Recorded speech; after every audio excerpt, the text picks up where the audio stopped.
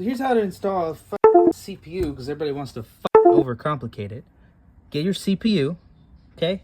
It's going to be virtually the same for AM5, LGA, anything that's modern. The only thing that's different is Ryzen 4 or Ryzen AM4 is going to have pins on it, okay?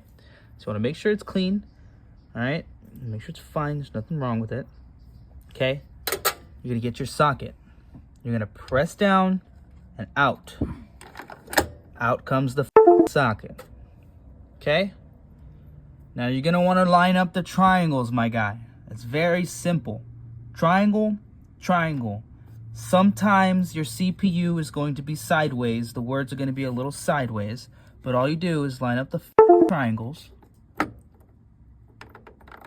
You put that in.